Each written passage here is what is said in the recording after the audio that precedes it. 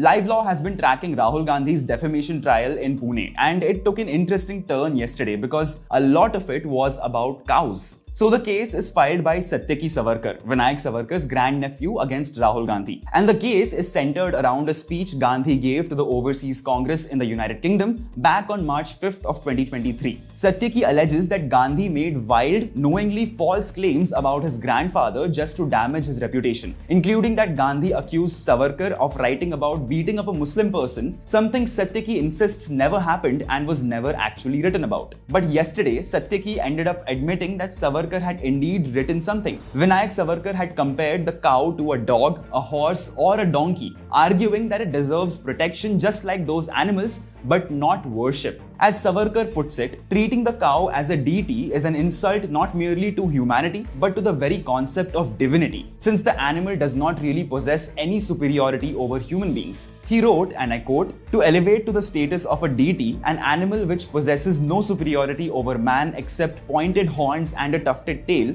is to degrade not only humanity but even divinity itself, reducing it below the level of an animal." Savarkar also wrote that this excessive religious sentiment around cow worship actually weakens the nation. He wrote, "In the name of devotion to the cow, devotion to the nation itself is weakened. Human welfare is sacrificed before the cow, and the very purpose for which cow protection originally existed is defeated." Savarkar also directly questioned practices like drinking cow urine or eating cow dung as acts of religious merit. He pointed out that people treat certain substances from the cow as sacred, even though the very same substances from one's own mother would never be considered fit for consumption, yet people happily eat cow dung and drink cow urine. His question was, is this actually a proper religious practice, or is it simply an abuse dressed up as one? He specifically questioned the ritual of Panchgavya, asking how something like that could be possibly defended as a genuine act of purification. He even brought up America, writing, "Truly, if the Gokul described in the Bhagavad exists anywhere on earth today, it is in America,